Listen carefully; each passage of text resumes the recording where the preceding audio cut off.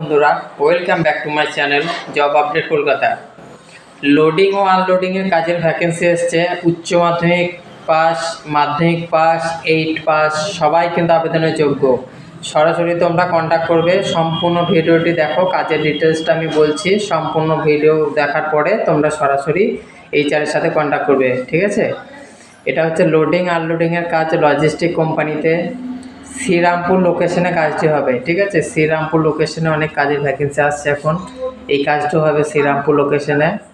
এই কাজটির জন্য তোমরা বেসিক বেতন পাবে 9,800 টাকা। তার সাথে তোমাদের অ্যাটেন্ডেন্স বোনাস পাবে 1,000 টাকা এবং ইনসেন্টিভ পাবে এবং ওভারটাইম পাবে, ঠিক আছে? টোটাল 13 থেকে 14,000 টাকা তোমরা গ্রস অ্যামাউন্ট স্যালারি পেয়ে যাবে।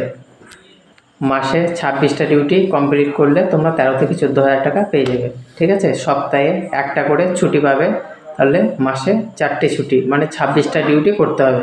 ওকে, ডিউটি হচ্ছে 9 ঘন্টা, তার মধ্যে 1 ঘন্টা tea time, lunch time, break 1 ঘন্টা, ঠিক আছে? 8 ঘন্টা কাজ করতে হবে কোম্পানিতে।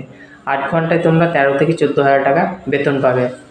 এখানে যোগ্যতা চাওয়া হয়েছে সর্বনিম্ন 8ম শ্রেণী পাস, অর্থাৎ 8 পাস, তারাই আবেদন করতে পারবে।